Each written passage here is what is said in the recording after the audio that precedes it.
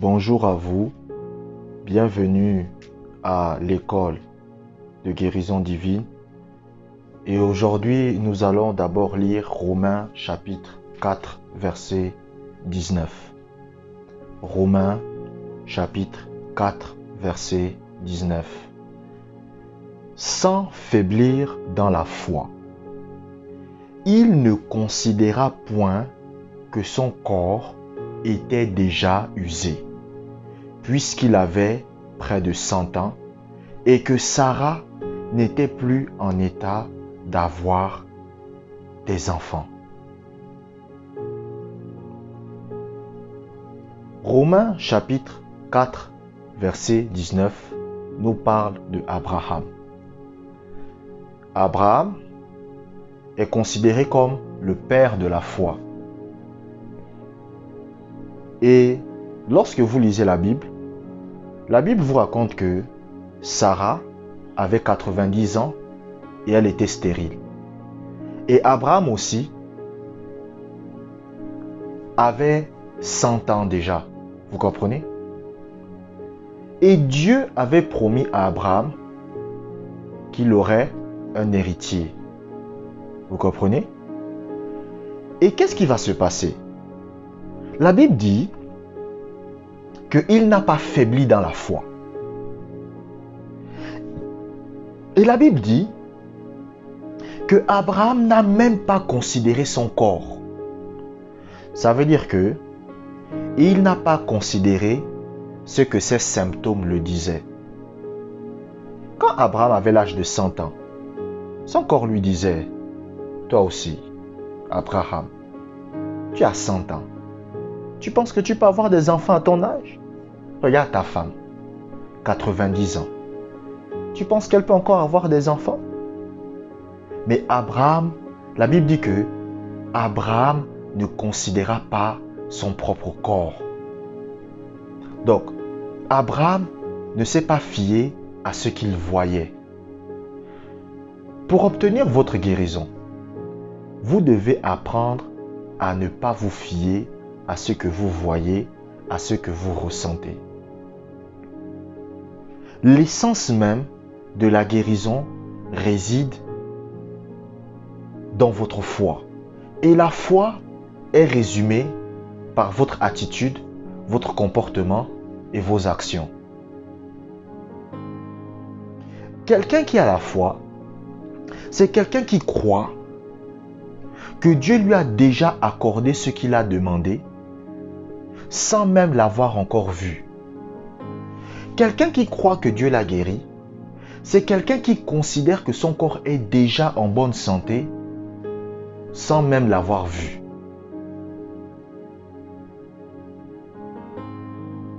Je me rappelle un jour, c'était à l'époque, j'avais un problème de pied et j'avais un problème au mollet, ça me causait un problème et j'ai mis mes mains sur mon mollet, j'ai commencé à prier. J'ai dit, Seigneur, accorde la grâce que les douleurs sur mon mollet disparaissent au nom de Jésus.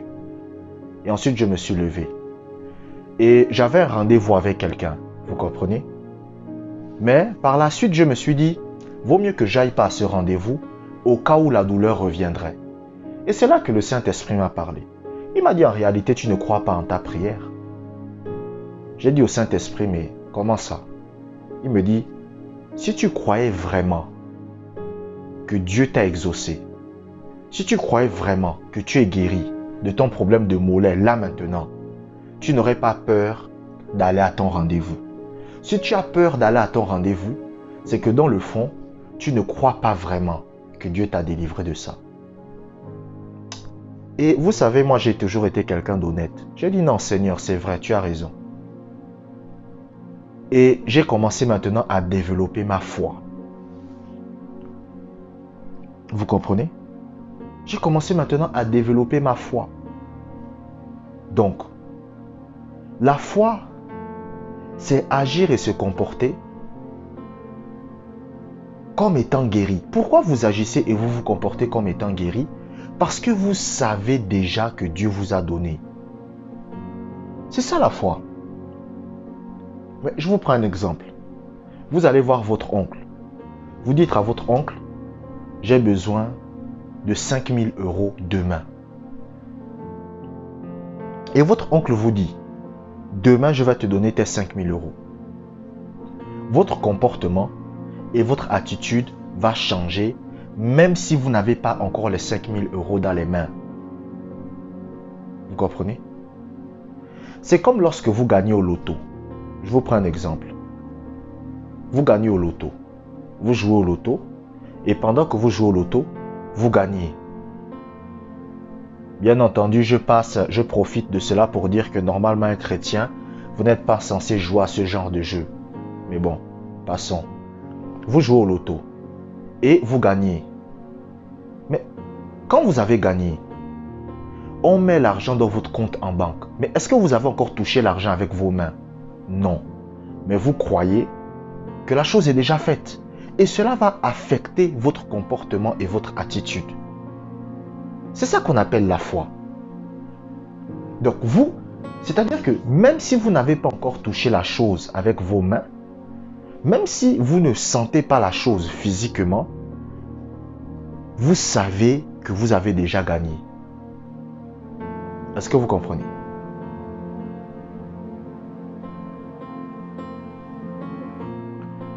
C'est ça qu'on appelle la foi. Et Abraham ne considéra pas son corps. Ça veut dire que malgré que son corps lui disait que étant vieux, il ne peut plus avoir d'enfants, Abraham croyait que Dieu était fidèle. Pourquoi la plupart des chrétiens ne réussissent pas à obtenir leur guérison? C'est parce qu'ils n'arrivent pas à croire. C'est parce qu'ils n'arrivent pas à croire. Il faut croire quoi? La parole de Dieu. Mais écoutez, lorsque vous priez pour votre guérison, c'est pas interdit de prier pour sa guérison. C'est pas interdit. C'est pas interdit de dire Dieu guérit mon corps. C'est pas interdit. Mais après que vous ayez fini de prier, vous devez croire que Dieu vous a déjà exaucé. Peu importe ce que vous voyez, peu importe ce que vous sentez, peu importe ce que vos yeux vous disent, vous devez croire. Amen. Nous allons lire un deuxième passage biblique. Romains, chapitre 4, verset 20. Romains, chapitre 4, verset 20.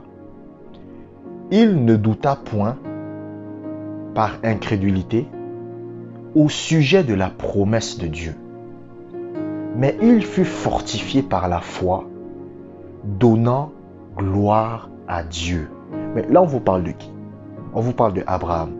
La Bible dit, il ne douta point par incrédulité. Ça veut dire que malgré les symptômes de la stérilité de Sarah, il n'a pas douté par incrédulité. Vous savez, Sarah, c'était quelqu'un qui était dans le doute. Sarah, c'était une incrédule. Parce que lorsque Dieu va venir rendre visite à Abraham, il va dire à Sarah que l'année prochaine, tu auras un enfant.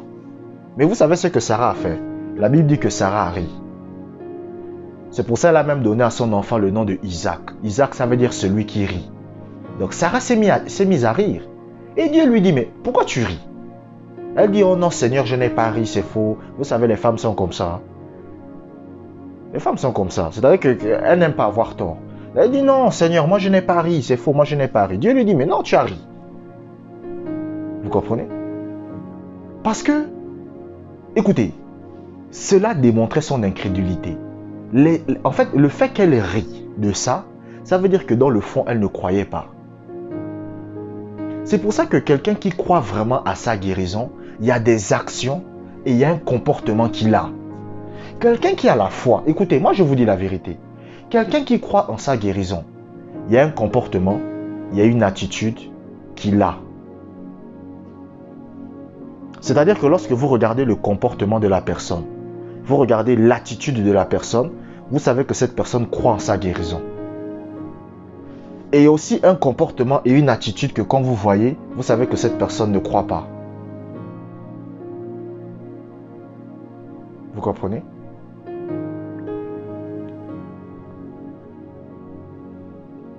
La foi, c'est la capacité de croire quelque chose que vous ne voyez pas. C'est-à-dire quelque chose que vous ne sentez pas, quelque chose qui n'est pas palpable, mais vous croyez que c'est vrai. C'est ça qu'on appelle la foi. C'est pour ça, vous savez, le Seigneur a eu des problèmes avec l'un de ses apôtres. La Bible dit que Jésus est mort. Vous comprenez? Et lorsque Jésus meurt, Jésus va ressusciter le 3e jour. Et il va venir voir des disciples. La première personne à qui Jésus va apparaître, c'était une femme qu'on appelle Marie de Magdala. Et Marie de Magdala va aller dire aux apôtres qu'elle a vu Jésus. Et ils ne vont pas croire. Les apôtres de Jésus-Christ vont croire que Jésus est vivant quand ils vont le voir de leurs yeux. C'est l'incrédulité. Parce que pour qu'ils croient quelque chose, il fallait qu'ils le voient.